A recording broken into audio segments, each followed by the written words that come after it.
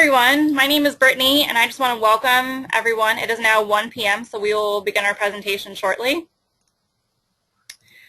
Today on October 14th we will have our presentation on mobile technology, distracted attention, and pedestrian safety,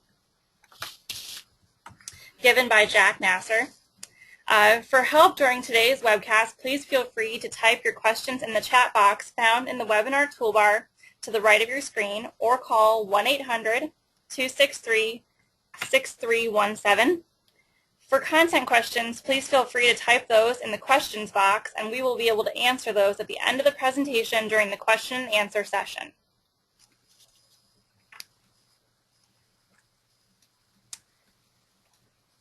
Sorry, let me get this loaded. Here's a list of the sponsoring chapters, divisions, and universities. I would like to thank all of the participating chapters, divisions, and universities for making these webcasts possible. As you can see, we have a bunch of webcasts coming up in the next few months. To register for these upcoming webcasts, please visit www.utah-apa.org/webcasts and register for your webcast of choice. We also have some distance education webcasts that we are now offering to help you get your ethics and law credits before the end of the year. These webcasts are available to view at www.utah-apa.org/webcast-archive. To log your distance education CM credits, go to www.planning.org/CM, select activities by provider, select APA Ohio chapter, and then select distance education and select your webcast of choice. You can now follow us on Twitter @PlanningWebcast to receive up-to-date information on the Planning Webcast series sponsored by chapters, divisions, and universities. To log your CM credits for attending today's webcast, please go to www.planning.org/CM, select today's date, October 14th, and then select today's webcast, Mobile Technology, Distracted Attention, and Pedestrian Safety. This webcast is available for 1.5 CM credits.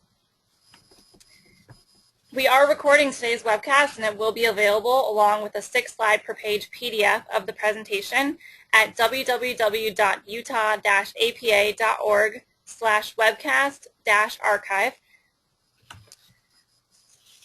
At this time, I would like to introduce our speaker for today, Jack Nasar. Jack Nasar is the professor of City and Regional Planning at The Ohio State University and editor of the Journal of Planning Literature. He is educated as an architect, planner, and environmental psychologist. He has published more than 80 scholarly articles and 7 books on the planning and evaluation of places for human use. With collaborators Peter Hecht, Temple University, and Rick Wenner of NYU Polytechnic campus, he published the first studies of distracted attention and safety related to cell phone use among pedestrians. This research has been widely cited by scholars and covered by major media outlets including the BBC, National Public Radio, and the New York Times. He has been an invited lecturer and keynote speaker around the world. His honors include the Environmental Design Research Association, Career Achievement Award, Lumley Award for Excellence in Research, College of Engineering, OSU, the Ethel Chattel Fellowship from the University of Sydney, and the Distinguished Alumni Award from the School of Architecture at Washington University of St. Louis. Let's welcome Jack Nasar. Thank you. Can you hear me? Yeah, we can hear you. Okay, fine. Just loading a screen.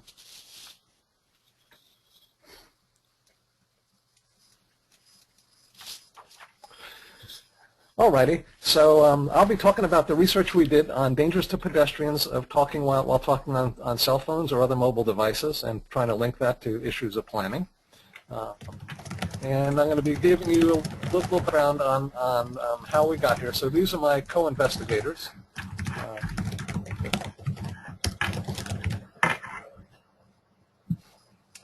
Peter Hecht, who's an environmental psychologist, worked with the Project for Public Spaces and has had 25 years of work on dealing with public places. Rich Wenner, who's a professor of environmental psychology at New York University Polytechnic.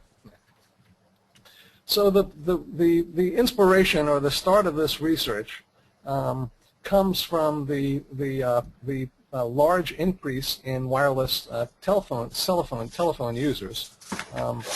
And we started to look at this, and we became interested initially in the idea that this might relate to one of my research interests, which has to do with crime. And so that we wanted to initially look at cell phones as they related to crime. Now, we've heard lots of anecdotes about cell phones at the time. So there was some survey data that showed that parents gave their children cell phones in part for safety reasons. And so thinking about that, we said, well, they're giving the kids the phones for safety reasons, but there was reason to think that they might actually lead to certain kinds of unsafe things. And this we started way back in the Paleolithic time before cell phones had cameras. So where people now can take pictures of a criminal doing an offense of some kind. So on the one hand, we thought, okay, cell phones are going to make people feel safer, but could they actually contribute to criminal victimization? And so this was the initial work, was to try to figure out what was going on that. And the idea behind this is a thing called risk homeostasis. One example is if you get anti-lock brakes on a car, you'd think that people would maybe have less accidents, but people tend to compensate for the new technology, and so you may get actually more accidents from having that. And similarly, if a cell phone makes you feel safer, we thought people might actually go places they shouldn't go and actually put themselves at risk.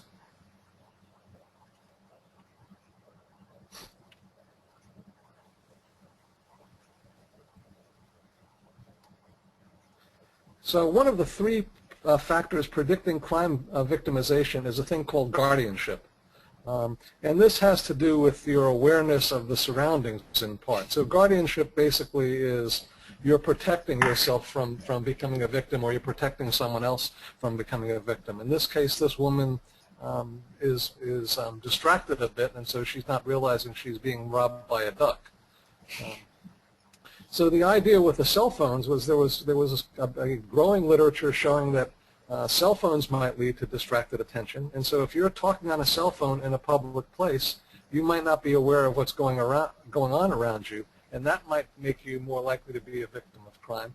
The second thing is that you might go to places that you wouldn't normally go because you think you're going to be safer with a cell phone. So the combination of those things led us to think that, well, maybe there is a potential problem with cell phone use in fear of crime and crime. So perpetrators also might look, like pickpockets, might look for people who are distracted on their cell phones or iPods and unable to react to their environment. So, and there was also evidence when we started some of this work, particularly in South America, where people would get on a bus and basically steal all the phones on the bus. But people were stealing cell phones as well. So the distraction, the going places where you might not ought to go, the potential that the cell phone itself might be something that would attract criminals, led us to start to take a look at crime as in relation to cell phone use.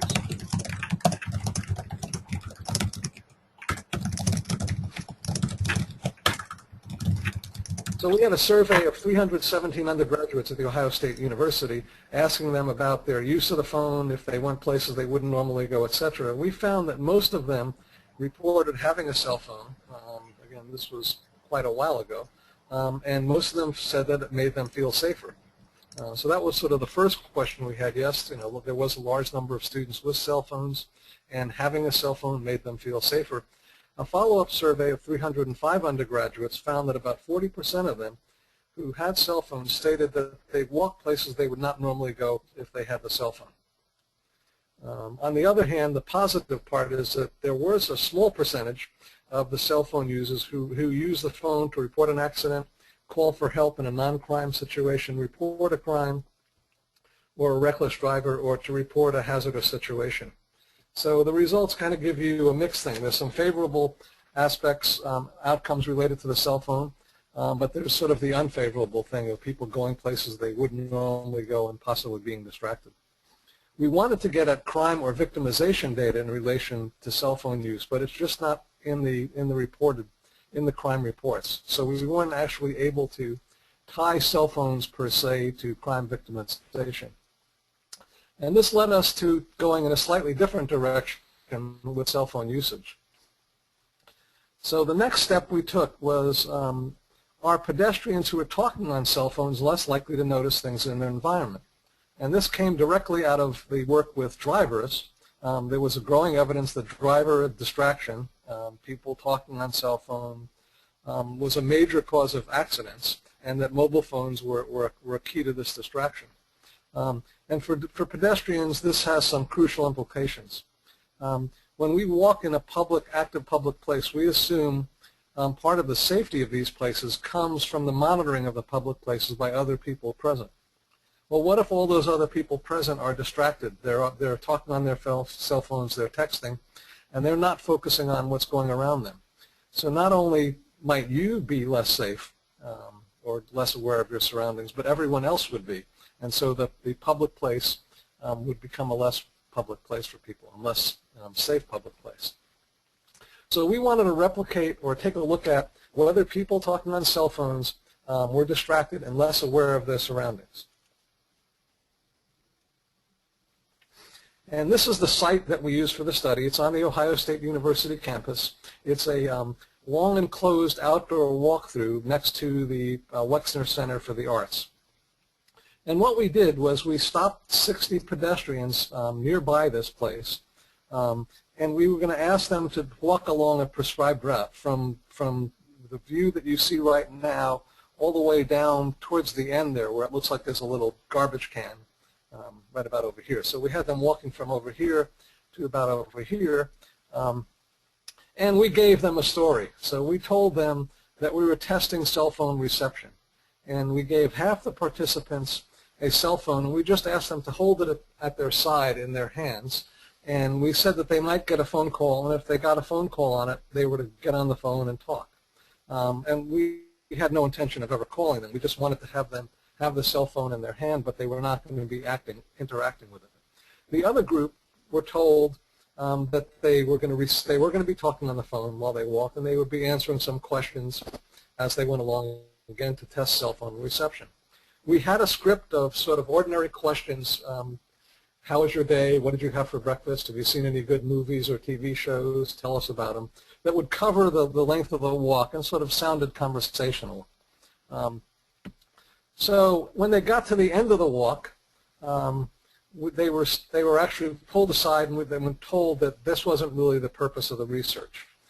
Now along the walk, we had planted objects, and we planted 2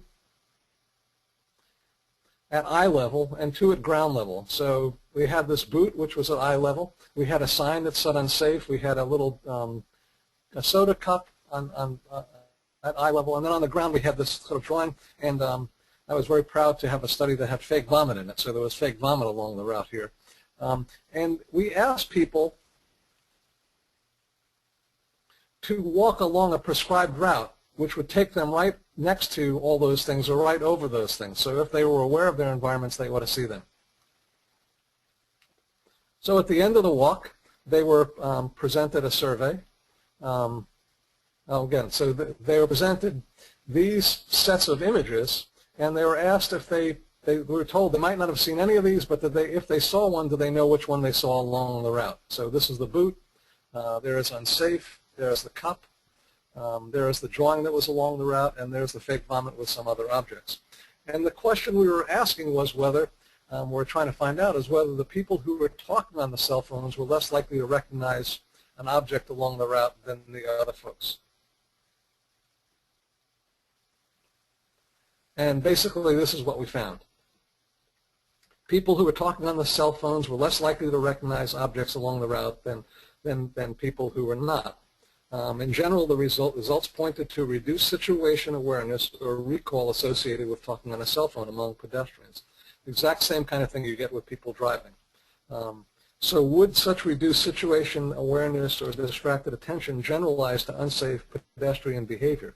That is, would people who are talking on a cell phone maybe walk into traffic unsafely, bump into one another, other sort of unsafe behaviors like that. And so the next study, we moved away from the crime issue, and we're just trying to see whether there's an effect of this cell phone usage on safety in terms of walking.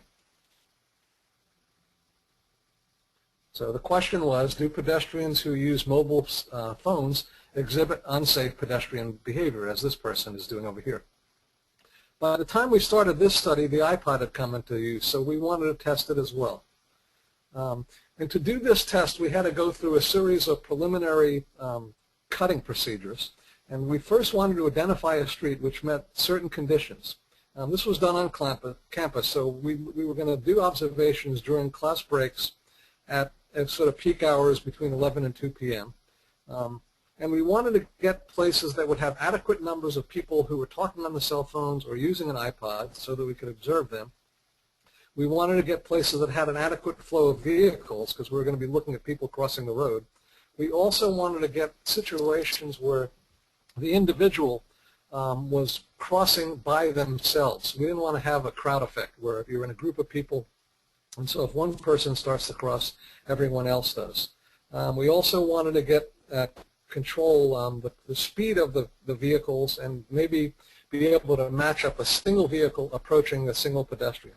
And so after checking out a bunch of crosswalks on campus, we found a group that fit these requirements so that we could actually do these controlled observations. We then trained 3 observers to record a series of lots of information about the pedestrians, their gender, their technology use, whether they're using an iPod, were they talking on a cell phone or not, did they bump into something, what action did they take, were they safe crossing the street, etc. So this chart shows you the checklist. If they would observe someone, they check the gender, what are they doing, they'd enter something, did they bump into someone, was there a car coming, was their behavior unsafe, etc. So that we could, once we got these things in, we could compare the 3 observations to see whether they were consistent, and they were, for most part, and we could look at what the results then told us. So we had 131 pedestrians observed crossing the sidewalks. We did this on 3 different sidewalk locations. We had complete inter-observer agreement on all observations except 4, which we then dropped from the study. And this is the big result here, that the people who were talking on the cell phone exhibited unsafe behavior. Across all conditions, most people walked, but for mobile cell phone users, most of them walked when an approaching car was there. Most of them stopped for a stop car. So this is the exact opposite of what you'd expect someone to do. And this didn't happen with the other groups. They were walking into oncoming traffic. More importantly,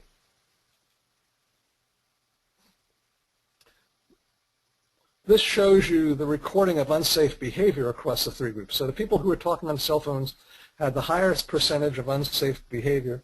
The people who didn't have a cell phone or an iPod were in the middle, and for some reason the iPod users had the safest behavior. It seemed that when we looked at the iPod group, and this was a relatively small part of the sample, so it's hard to generalize from this, regardless of the situation, they stopped and waited. So if there was no car there and they were on their iPod, they were just stopping and maybe they were just listening to their music and enjoying it. But the key finding, I think, is these top 2.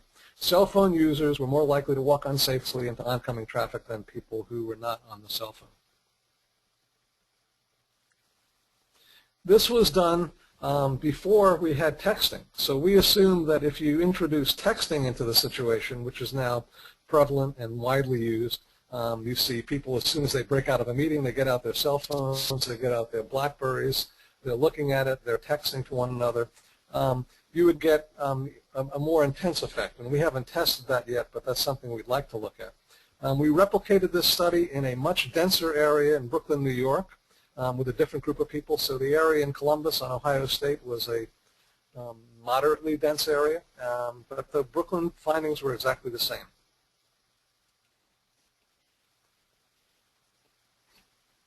So now I want you to picture a high school. We know from lots of research that teenagers have less developed brains. They're more likely to be taking higher risks. So imagine a whole group of teenagers coming out of classes and grabbing their cell phone and starting to talk on it. Worse, some of them are driving, others are walking, and then if you placed a big box store nearby, and I'll talk to you a little bit about this later, it's a perfect situation for an accident. In fact, one study found that children speaking on cells were 43% more likely to be hit or to have a close call on a simulated street crossing than kids who weren't on the phones. They were also less vigilant, less likely to look left and right before crossing the street. On top of this, at the high school situation, with the kids talking on their phone, driving, walking, you may also have parents driving and dropping the children off or picking them up. So lots of activity with lots of distracted attention, possible situation for safety. What are the implications? Well, for some time we wanted to get accident data. Some injuries could be minor, others more serious. There were newspaper reports, but we couldn't get systematic data about this, of people who were hit and killed by cars, trains, or buses while they were using mobile technology, while they were walking and talking on mobile technology. Well, we finally came across a data set that had injuries. The Consumer Product Safety Commission collects data on electronic injuries. It samples about 100 hospital emergency rooms nationally and classifies injuries into various types and categories to estimate the occurrences of injuries at all 3,800 emergency rooms nationally. This map on the bottom is showing you the location of all those. Derek Troyer, a graduate student working with me, looked through this database, searching product codes that relate to cell phones, and then reading the patient's transcript to identify injuries for pedestrians talking on cell phones or texting on them.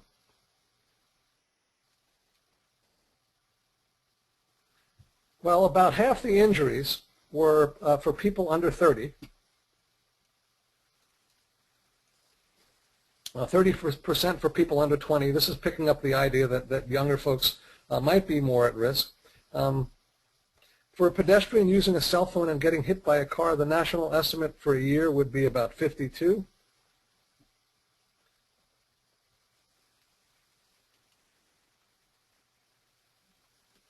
And here you see a graph showing the two patterns of injuries.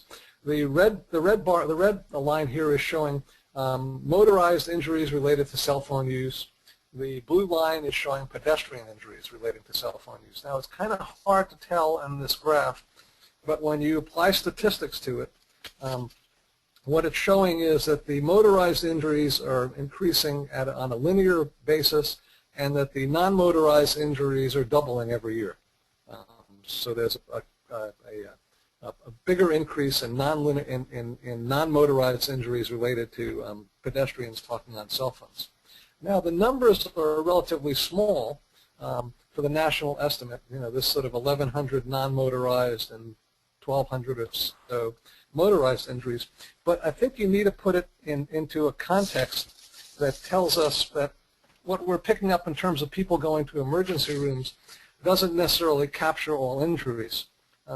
If you get injured, you may decide to go to your own doctor. You may decide to take care of it at home, or you may decide not to do anything about it. So these numbers should be taken in the context, at least for motorized injuries. We know there are 23 million accidents a year. So the actual number of injuries related to non-motorized cell phone use, similar to motorized cell phone use, would probably be much larger than what's shown here.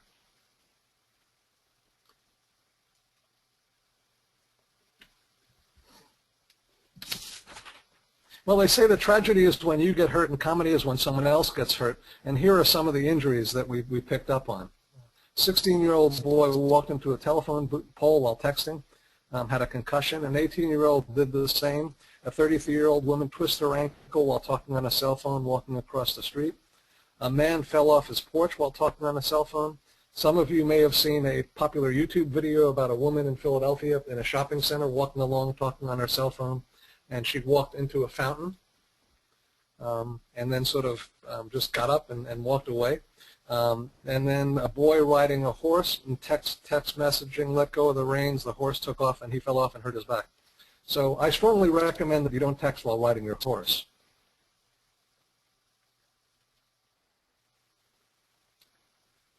Well, add to this the possibility of silent vehicles, bicycles, electric and hybrid cars. If they're hard to hear to begin with, and you have a distracted attention, it's even less likely that they'll notice them in time to avoid a dangerous situation. We know that some of the electric cars are thinking of adding technology to give them a noise so people will recognize them. But we can see here there's an effect of the engine type in terms of whether someone's likely to have an accident. Well, what do we recommend? What should we do from this? A number of TV and radio interviewers were saying, well, what are you recommending, some kind of national policy or state policy? Well, one thing that troubles me for auto drivers is that states are adopting policies that say that you can't talk on a cell phone while driving, which is fine, but it suggests that or that you can't text. It suggests that it says you can't have a handheld cell phone and be talking on it. It suggests that if you don't have a handheld cell phone and talking on it, you're safer. Or when the ones that are passing the legislation against texting suggest that talking on a cell phone is safer, and neither is true. Whether you have a handheld or a non-handheld device, you still have distracted attention coming from it. So at the state level, if they're passing the legislation, they actually ought to be passing legislation to just that make it illegal to be talking or using a cell phone while you're driving. As for pedestrian things, I don't think at all we need to be regulating people using cell phones in public places. I think it's the same kind of thing that we do with kids when they're crossing the streets. When we have little kids, we tell them to look both ways before you cross the street. Parents ought to be telling their kids don't walk and text. They ought to model it for their kids. And basically, we ought to be developing over time a new set of norms for how to behave in public place. And I've at least seen this one thing on a bus. Your text can wait until you cross the street. I think it's a good idea. People get off the bus, they get on the cell phone, they start walking. We could have more of these kind of messages just to make people alert that it may be unsafe to do this in public places. Well, I told you I was going to talk a little bit about the big box store and why this was an issue with pedestrian safety. One study found that a big box store leads to a 6.6 increase in car crashes and related injuries. So where I live, there's a big box store within a block and a half or two from a high school. So the combination of those two things would create the possibility for a higher rate of injury, particularly with cell phone use among pedestrians and drivers. We know that walking and biking has environmental benefits: air pollution, congestion, decreased need for roadway infrastructure, less stormwater runoff, land would be converted, health benefits from physical activity, reduced health costs by replacing sedentary lifestyle with a more physically active one, which can reduce obesity and diseases related to it. So we need to, as most planners know, we need to start designing places that are more walkable. And we need to replace images like these with places that are much more attractive for pedestrians to walk on. And we need to change dull-oriented streets to ones that are pedestrian-oriented.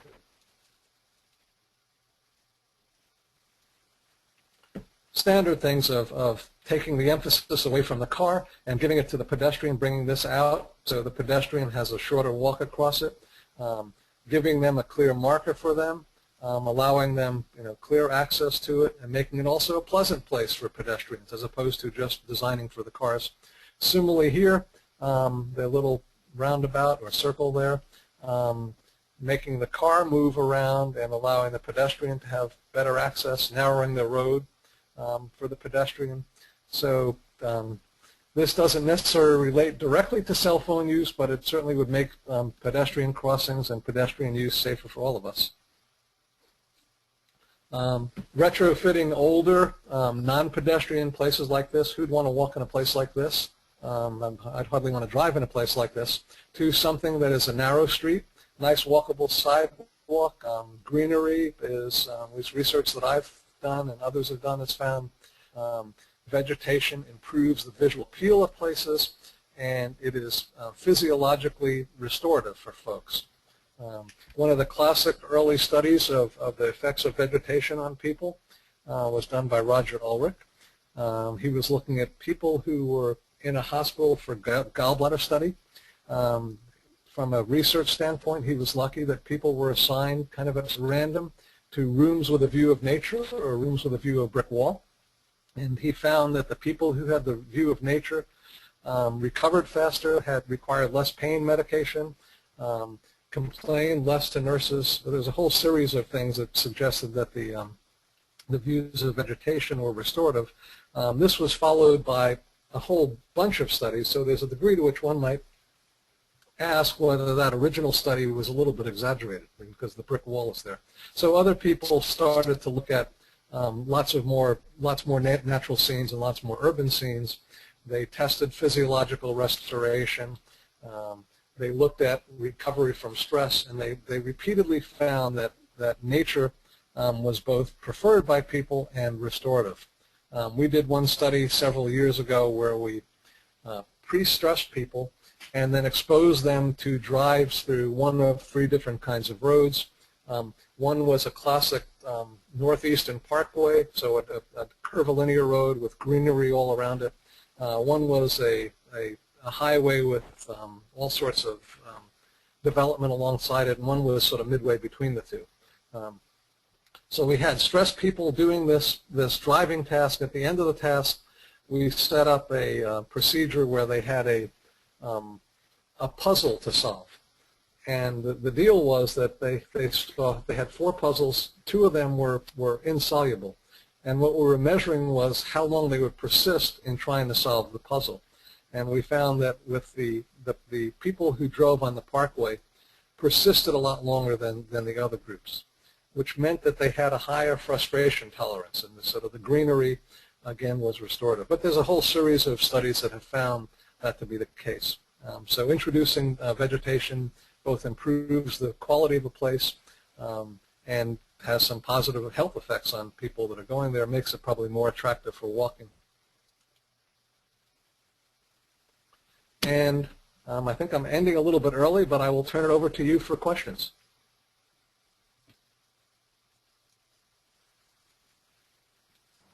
All right, great. Thanks, Jack. Jack actually has a plane flight at about 3 or so, so we are ending a little bit early today so he can catch his flight. So our first question, in the research of those walking while on cell phones versus those not on cell phones, was gender taken into account when the comparisons were made? We did look at gender. That's a great question. We found a sort of peculiar thing that was happening. There was a slight difference between males and females. The females were a little bit more aware of their, the females were, yes, a little bit more aware of their environment than the males were. And what happened was, remember that we had some objects on the ground and some that were up at eye level. When we observed the females walking and talking, a lot of them were sort of doing a polite thing as opposed to sort of standing straight up and looking straight ahead of them. They were kind of tilting their head down and looking down. So we think what happened was that by the way they positioned themselves, they were seeing more of what was on the ground in front of them than the males were. But there was a slight gender difference. And that's something that we need to do some more work on to see what was going on. Okay, great. Our next question, what is the source of the 6.6% increase in car crashes around the big box stores? If you have a link to that study, that would be great. I don't have it immediately. I could tell you that it's a, is there a way that I could email people for this thing or? Yeah, the question comes in from Heather, and we can get back to her about that. Okay, yeah, I'd have to check on it, but I could certainly give you. It's a planning faculty member at NYU who did that study. Okay, great. Well, our next question, don't big box stores attract more traffic, so they should be expected to have more accidents based on the concentration of vehicles and pedestrians? Is the real question whether the access and internal design are appropriate for the volumes? That's a good question. Of course, they attract more traffic. I'm pretty sure that I have to look at the study. I'm pretty sure the study controlled for that. And it was basically, and it may have to do, sure, it has to do with how you design it and the entry and exit points from it. You do have, with a big box, you have the huge parking lot with people backing in and out of parking places, and that can be designed to be safer or less safe. So there could be in this, one study that was sort of looking at them, there could be factors that relate to the design and the size of them. So you'd actually have to take a look at the larger study to see what was going on there. But from a planning standpoint, I mean, I'm not a big fan of big boxes for a number of reasons, and this just adds one other factor that makes them a questionable development, particularly located, as the case of this one, right near a high school, the one that I mentioned. Okay, so similar to the question about the differences depending on gender, what were the differences by age? And was any sort of physical handicap taken into the consideration? We didn't observe, and in neither of the studies did we observe any people with either mobility problems in walking or problems with seeing clearly. So we don't know about that. Age for the first study, we did get age data, and we didn't find anything going on in that. In the second data, since we were doing observations of people, the best we could do was guess age, and we didn't think that would be an adequate thing to do. So we didn't assess that. But for the campus study, I'm guessing, it's been a while, but I'm guessing most of the people we did get some faculty and staff, which would cover the broader range of ages, but most of the people would be undergraduates and graduate students. So the age range might be 18 up to 35 or 40 in that group. Okay, well, our next question. What suggestions do you have for specific design changes for streets and pedestrian areas to increase safety for those using wireless devices and the motorists who may come into contact with them? Well, I think I showed some examples. One, and again, I talked about the changing the norms. I don't know if this would be practical, but one thing might be something along the lines of, if you have an unsafe intersection where people are, likely to encounter a car, maybe some kind of reminder there for them to, put down your cell phone. Otherwise, it's really the pedestrianization, the traffic calming kinds of things, the things that would slow down the traffic so that they would be moving slow enough to stop in case of a pedestrian. And that's the sort of narrowing the street and giving the, maybe making cars go up and down as opposed to the pedestrian going up and down. Things like that to pedestrianize an area. And certainly, I think, so if you have an area with an elderly population, and if they happen to be cell phone users, then you'd want to have the traffic lights that maybe give them a little bit more time, a traffic island in the middle of the street. If they can't make it all the way across, they could make it part way across.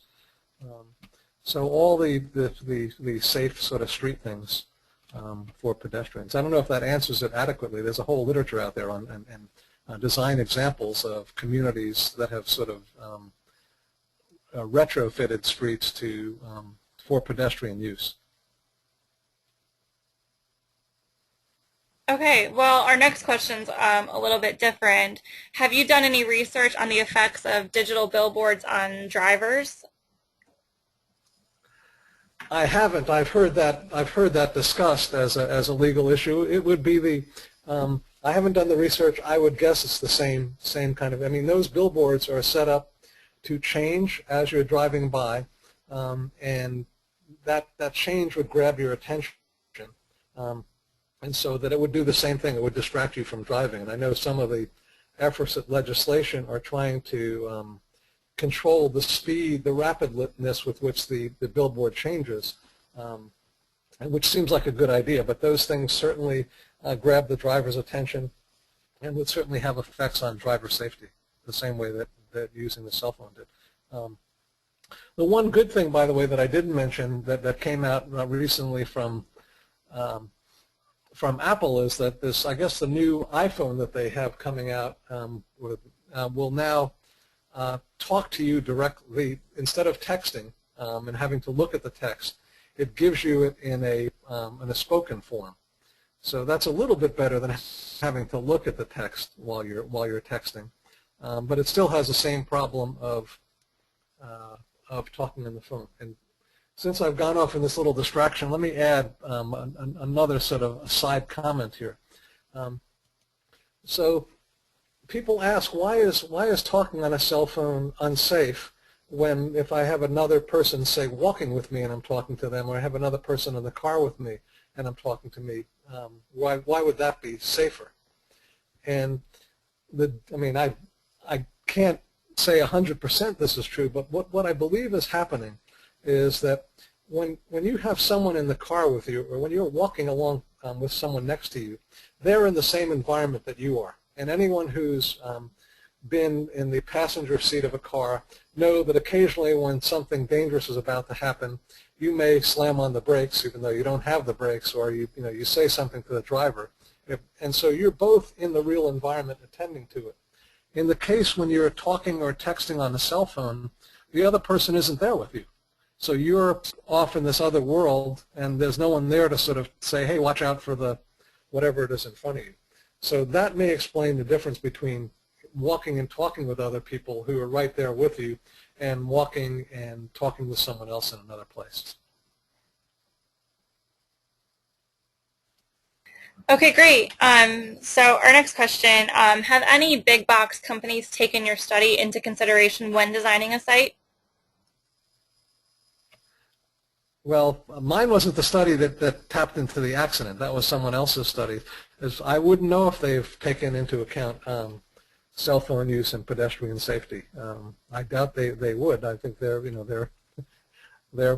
have a certain way of building their configuration, and they're working with the local Board of Zoning Appeals in the community to go back and forth to get what they want. I doubt that this issue of mobile technology comes up too much with that. Okay, and is your study published online somewhere, or where could our viewers find it? It is yes, those two related studies is published. It's published in Accident Analysis and Prevention. If you Google my name and cell phone safety, you should be able to find the full reference to it. To get the details of the studies. So yes, it is available as a published study. The counts of accidents, which I reported, was not published. I never submitted that to publication. What happened with that was that a New York Times reporter who saw the other study gave me a call, and he was asking about accidents, and we started to look at if we could find some accident data.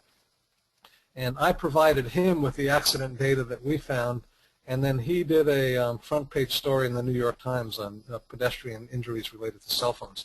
So that one, to get his story, I think if you Googled the New York Times, you could search the New York Times website or Google, pedestrian accidents and cell phone injuries or cell phone use, and you should be able to pull up that story. It was about a year or two ago. I should mention also that we now have new data.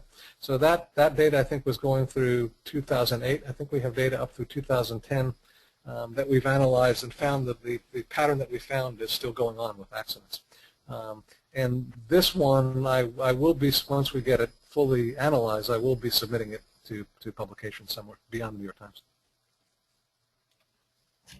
Okay, our next question, were the incidence of accidents greater where sidewalks immediately abutted a curb or gutter as opposed to street sections where a landscape strip separated the sidewalk from the travelway? Great question. It turns out that all three places that we did the observations, the sidewalk was directly onto the street, so there was no buffer. There is a other set of studies that I'm doing on walkability of streets for children. This has to do with making kids more physically active so that they don't become obese. And we did some testing of what they noticed in streets and the kinds of streets they preferred to walk on. And one of the things that we noticed that varied was the sort of the edge of the street, the degree to which the sidewalk, was directly abutted the street, whether it had a little green edge or bigger green edge, and had trees alongside of it. It turns out that at least for that study, that was part of a larger set of things that matter to people. So that fit into a broader category of things that people noticed and seemed to affect their behavior. Was basically what we call crossing safety. That had to do with how wide the street was. This was done with virtual reality walk-through simulations. We couldn't actually get moving traffic, so we were trying to get at traffic levels by manipulating street width and sidewalk quality and other things like that. And that one, we did find an effect of that in terms of the walkability for people. But we don't have it for cell phones, so I can't directly answer your question. That's a great other study though to do. Okay, well, beyond constructing a vehicle path of travel to improve pedestrian safety, have you explored any strategies like noise or lights to grab pedestrian attention? No, we did think one thing that could happen that sort of is like that, and I spoke to a guy on campus about doing this, is that you could have a cell phone, rather than you don't want to put a sign out on the corner that tells people to put down your cell phone. But it seems like you'd be able to have your cell phone with all the new apps on it give you a warning that you're about to approach a cross street and to stop talking. And when I was talking to this guy in computer science who does stuff in cell phones, and he said, oh, that would be very easy to add to a cell phone. I don't think anyone has done it, but it's certainly like an app like that might be something, if it were out there, that parents would put on their phone for their kids. With GPS and other kinds of things, you might be able to locate where you are and whether there's a car coming or just whether you're crossing the sidewalk. But we didn't propose anything like that, and we certainly haven't tested whether it would work and whether people would want a phone that was constantly talking at them and telling them to put down your phone, look to your left and right, etc. Okay, have you followed up with any municipalities or local governments who have adopted the hands-free cell phone usage as far as a reduction in accidents or injuries related to lower/controlled use of cell phones? You're talking about, is that talking about accidents from cars? Yeah, I believe it would be the hands-free in driving. Yeah. We haven't looked at that. Our focus was primarily looking at pedestrians. So whether I think other people have found that I think other people have found that it probably doesn't have that large an effect because of the other uses of the mobile technology. But it's something that we haven't really looked at. So I couldn't give you a clear answer on it.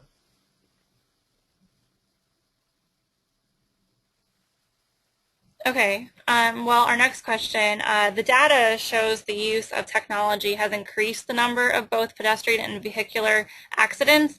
A lot of that could be attributed to the increase in users. Have you done any calculations that show the rate that corrects for the number of users?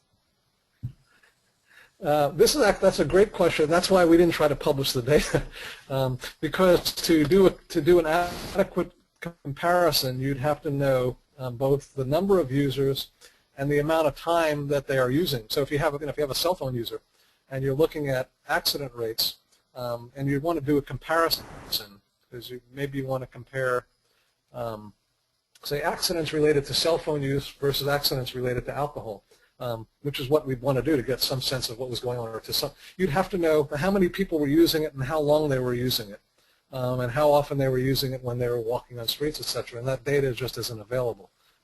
And so my initial take on it was, at least for journals, they want you to do some kind of controlled comparison like that. And we couldn't get that. The accident rate for both seems to reflect an increase in usage, and it also seems to reflect an increase in texting. So that may be an explanation of what's going on. As more people use the cell phones, and as more people use them for a variety of things, you have an increase in accidents. And I haven't actually recently tracked the number of, when we did the original publications, we were tracking the number of, the increase in cell phone usage over a 5 or 6 year period, where it was sort of doubling every year. So I don't know actually what's going on now. I assume that it's sort of, at least in the U.S. where the data is from, it's kind of stabilized, that probably a huge percentage of the population has them.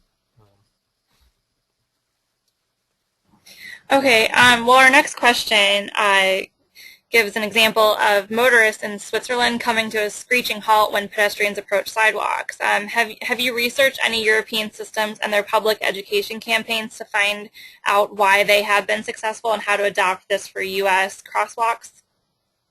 Wait, what are the campaigns they're doing in Europe? I didn't hear that. Say it again. They're saying that the motorists in Switzerland, whenever they see a pedestrian approaching a sidewalk, they just come to a screeching halt due to education campaigns. Well, California and Oregon is the same thing. There are certainly different cultures. I guess I should have thought about that as something that we'd certainly, in the case of California and Oregon, if a pedestrian takes a step into the street, the car stops. In Columbus, Ohio, we were doing some earlier work on slowing down traffic for pedestrians, and we were testing. We wanted to get a baseline data, and so students and I went to a corner and we took a step into the crosswalk where it wouldn't be unsafe, and we wanted to see what cars would do. And it turned out that most of the cars sped up and swerved around us. So there's a degree to which one can change local culture to make drivers do what you see in Europe, or do what we see in California and in Oregon. And we've seen it certainly in my lifetime. We've seen the change in norms with regard to smoking. So back in the 50s and early 60s, huge numbers of people were smoking everywhere. And slowly it became a cultural norm not to do that, and not to do it in your office, and less people smoked. And the question raises, how do you change behavior? Well, one of the really good researchers on this has discovered that one of the major ways you produce behavior change is by what he calls descriptive norms and prescriptive norms. So descriptive norms are sort of letting people know, or when people become aware that everyone else is doing a certain thing, they will do the same thing. And in one study that this guy did, he was looking at hotel rooms in a town in Arizona. And you know that hotel rooms have these little things that they hang in the bathroom where they ask you to reuse your towel. And so they looked at the kinds of messages that they gave. And the messages normally said one of two things. It said, reuse your towel to help save the environment. Or it said, if you reuse your towel, it helps save the environment and help save us some money, and we could contribute some of that money to Sierra Club or some group like that. He came to them and said, why don't we test a descriptive norm? Why don't we put up a flyer in the hotel room that says, on any 5-day stay, the typical person in this room recycles their towels at least once. This was true, actually. And so they then tracked towel use, and they found that there was a huge decrease there was a huge increase in the number of people who were recycling their towels because of that descriptive norm. And if they actually targeted that descriptive norm more to the specific situation, if they said, on average, the person staying in room 203, the room that you're in, recycled their towel, they'd get a higher rate of compliance. So that's descriptive norms. Prescriptive norms is saying what you ought to do. It's basically saying, what is the desired behavior. And he gives to give you an example of a flawed advertising campaign that many of us know of. There was an ad years ago which was about pollution, and showed an Indian paddling his canoe through this horribly polluted environment. And at the end, I think he gets out of the canoe and he's walking down the road, and someone drives by and throws a mattress off the back of the truck, and the Indian starts to cry. You see a tear dropping down his cheek. Well, in terms of prescriptive norms, what that advertisement is saying is that it is the norm, it's the desirable and the correct thing to do to throw out trash. And what you'd actually want to do is flip that advertisement around and show people doing the desired behavior. And he, in fact, made a public service announcement that did that. So it showed a family on their porch with a daughter talking to their parents, and they've got a whole bunch of stuff they're going to recycle. And the daughter is saying to the mom and dad, well, what about Joe down the street? And cuts to this guy sitting on his porch, and he's got all kinds of crap in his yard, and he's not recycling. So he's the non-norm. And then the parents say, well, he's different from everyone else. He's not doing the right thing. And the researcher said, as an homage to the original ad, he has the daughter cry at the end of the ad. But that's showing a prescriptive norm. Similarly, the ad for not drinking and driving that's been on TV, where it shows people in a bar, and it shows it shows a bunch of friends in a bar, and it has one of the friends, when it's about to take a drink and go driving, the friend takes the car keys and says, you shouldn't drink and drive, I'll drive for you. That's also giving you a prescriptive norm, and it's very situational. It's saying that if you're in the bar and about to leave and drive, you ought to really have someone else drive. So this is a long answer to your question, but we can successfully change norms in society. We did so with smoking. We're in the process of doing so with safe foods and physical activities to affect obesity, and I think we could do the same thing in terms of behaviors of drivers in relation to pedestrians. So that was a great question. Thanks. Okay, well, our next question, have you looked at pedestrians using mobile devices and crashes involving bicyclists? It's the same issue. Well, there's also bicyclists using the mobile devices, but it's the same thing. If a pedestrian is talking on the cell phone or texting, they might not notice the bicycle coming up to them, and if a bicyclist is doing it, the bicyclist might ride into a pole or something like that. So if you're the pedestrian, you're not aware of your environment, you might have that encounter. Because there's the issue of separating bicyclists and pedestrians. I think there's data out there that shows it's much safer to bike in the street than on the sidewalk. But a number, some for reasons of avoiding traffic, riders will bike on sidewalks, and that may put them in conflict with pedestrians. And if the pedestrian is on a cell phone, there might be danger related to that. I don't know if that answers the question, but I think it's the same issue with them as with drivers. Okay. Well, our next question, and Jack, you can stop us whenever you feel you need to go.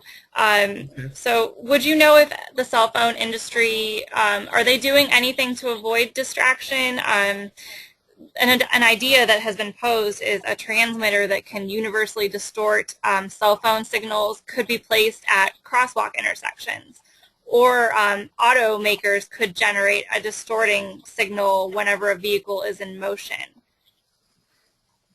That's a great idea. I haven't heard the cell phone industry doing anything about it, and worse, it seems like they're actually, between cell phones, between the industry and car manufacturers. I mean, the newer cars that are coming out with the sort of cell phone texting thing built into your car. So you just talk to it and it comes on. So I'm not aware of what the industry is doing. Certainly something like that would be a very reasonable thing for a community to do. Have that temporal, if it's politically feasible. I'm not sure whether you get the the nanny state complaint and wouldn't be able to push it through politically. But that sounds like a good idea. But I don't know what's going on with what the cell phone industry is up to. Okay, well, our next question, so what about other distractions such as smoking, drinking? Are those, do those activities also do about the same as far as the statistics? I don't know about smoking. Certainly drinking. Well, we know drinking and driving, so similarly drinking among pedestrians would be a problem. So I guess that, that I don't know how smoking would be a distraction other than trying to light the cigarette while you're driving or walking might be an issue. I did, in terms of dropping back to an earlier question, in terms of we talked about changing the norms for drivers.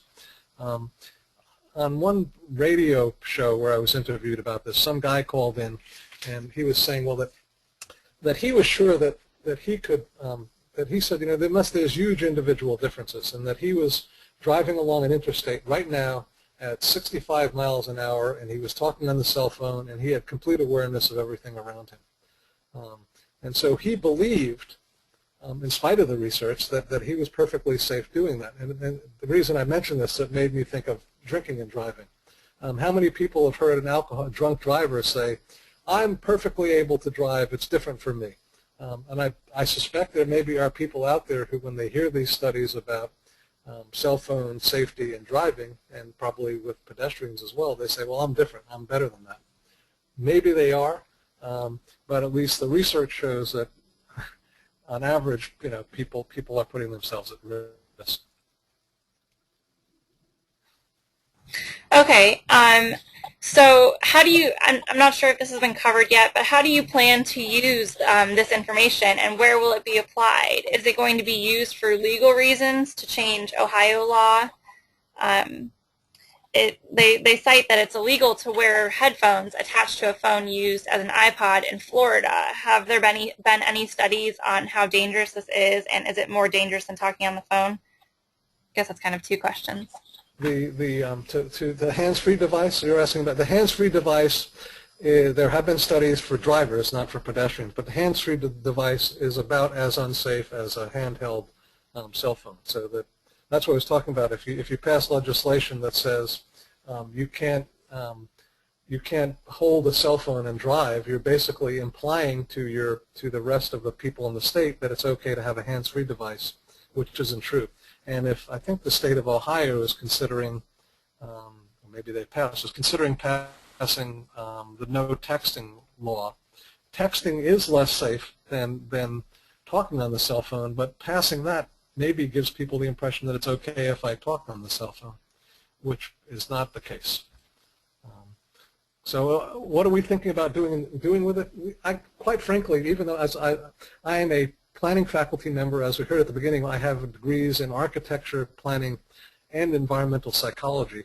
And when I originally did it, we were sort of more interested in a basic research question about, does the cell phone affect pedestrians the same way it does drivers? We were less interested, less thinking about how it might apply to planning. And the more when I talk about it and answer these questions, it's less of a regulatory thing than designing safer places, which we talked about, and some of the other things. So I don't have any plans in terms of pushing for different kinds of regulation. I do strongly believe safe pedestrian streets have a lot of benefits other than the cell phone benefits. They just make places nicer. They're more walkable, healthier for people.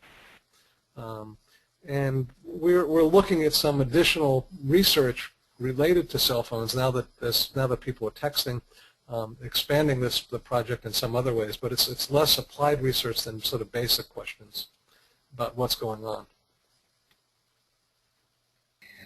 Okay, and has your team worked with transportation planners as well?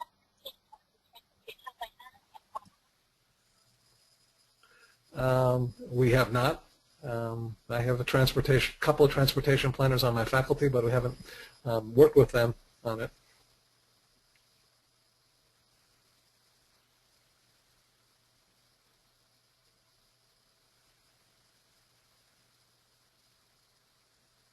Okay, well, our next question, was any research done on the effect of various types of distracting conversation on a cell phone?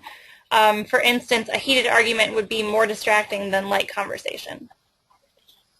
I agree with that a heated argument would be. All the studies I've seen, and the one we did was using a sort of a very calm, easygoing conversation. And certainly when we observed the people who were walking, it's hard to tell what was going on, but we didn't notice anyone. You could tell when oftentimes you could tell if someone's angry or having a heated discussion. They just looked like they were, they got out of class and they were talking to a friend on the phone. So that would be an interesting question. We haven't looked at that. The intensity of the anger would narrow your focus, would narrow your attention on its own because you're focusing on the anger. And that in combination with the cell phone would probably narrow it down, but I haven't seen any study look at that. So we're interested in the broader question of just whether it would have an effect. Okay, our next question, have you looked at in-vehicle distraction from new dashboard displays, for example, in the Prius?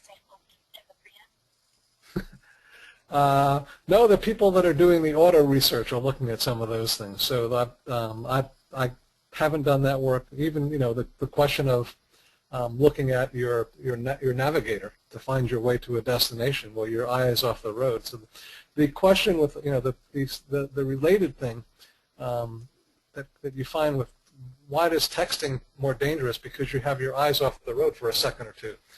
So any of these devices that take your eye off the road is going to increase your accident potential. So other folks are doing that research. I'm not, or I haven't yet. Okay, great. Did you find that technologies are isolating people and thus reducing the herd defense? That's our next project. That was the thing. We're interested in finding out the degree. I think that's what you're talking about. Is the degree, what we talked about earlier in the talk is the degree to which the use of mobile technologies is changing the very nature of public places.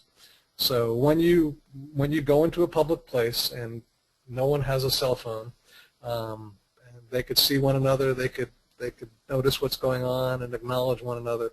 If you go into a public place and everyone there is on the cell phone and they're all having private conversations that everyone can hear, it seems to be changing the nature of what we think of as public place. And that's, to me, is an interesting question from a design standpoint or planning standpoint. An interesting just academic question is, by virtue of what's going on with mobile technologies, are we changing the community that we have in public places? And is that I would assume that if we are, that would be a bad thing, but is that a good or bad thing?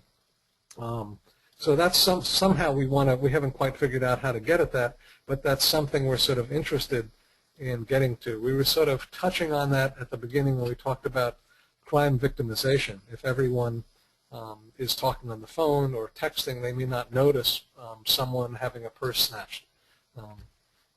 So that's the kind of thing we're interested in getting at. We think it's an important question, but that's probably a year or so down the road. We just talked about that about a week or two ago, about trying to figure out a way to design a study to look at that.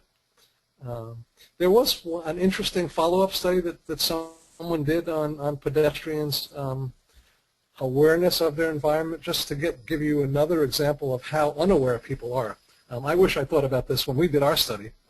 This guy dressed up like a clown and rode a unicycle. So that was his distraction. And the question was whether people who were talking on a cell phone would notice him. And similar to our findings, I mean, he was right next to these people. And similar to our findings, he found that they didn't notice this major disruption of what you would normally see in a public place. So from that study and from ours, I sense that there is a major change going on in what's happening in our public places in cities, small towns, campuses. Great. We actually had one of our viewers send in the link for that study and to let you know about it. So it seems like you already knew about it. Yeah. So our next question. Can other people see the link?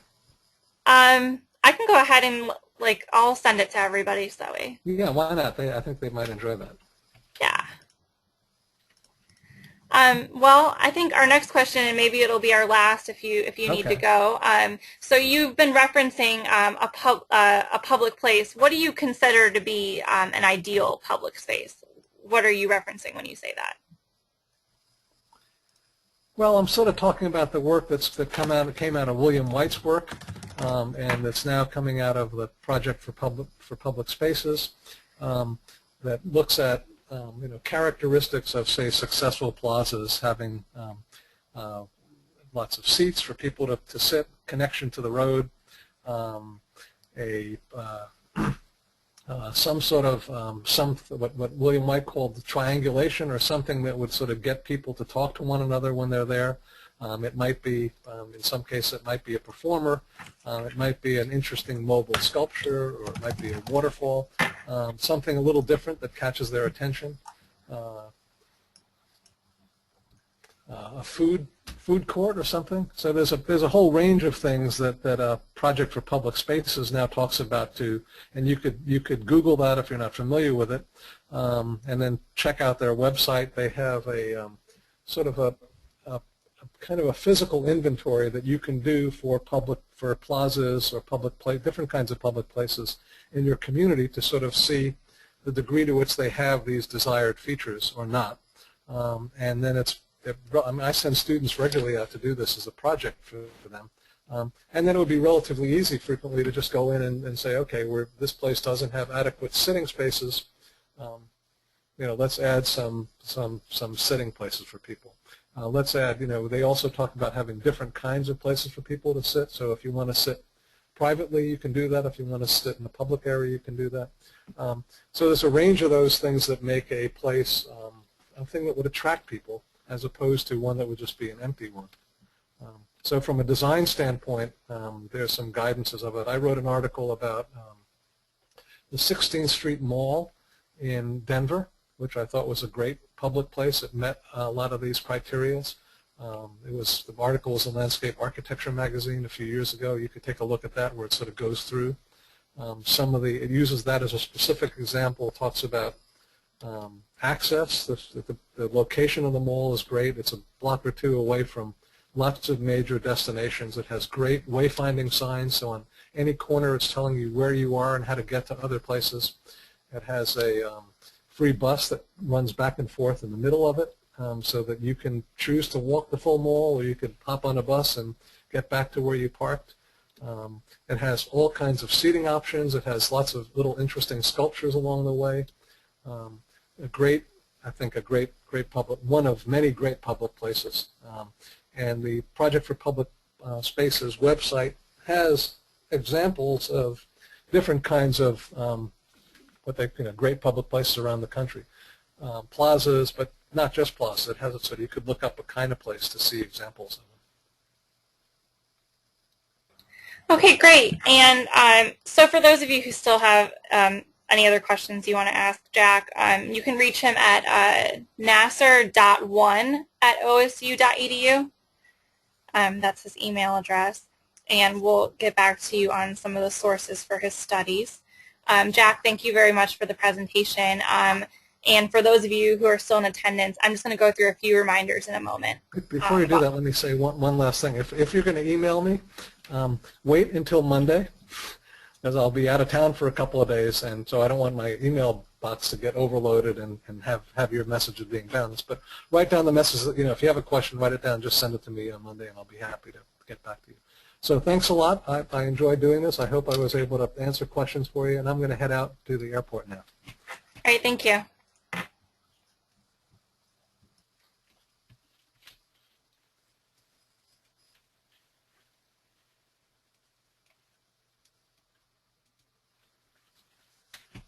All right, so for those of you still in attendance, I'm going to go through a few reminders on logging your CM credits.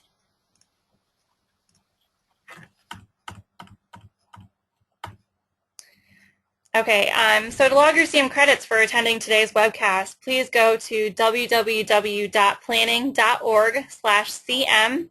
select today's date, which is Friday, October 14th, and then select today's webcast, Mobile Technology, Distracted Attention, and Pedestrian Safety. This webcast is available for 1.5 CM credits. We're also recording today's session, so you will be able to find a recording of this webcast along with a PDF at www.utah-apa.org/webcast-archive. And this does conclude today's session, and I want to thank everyone again for attending.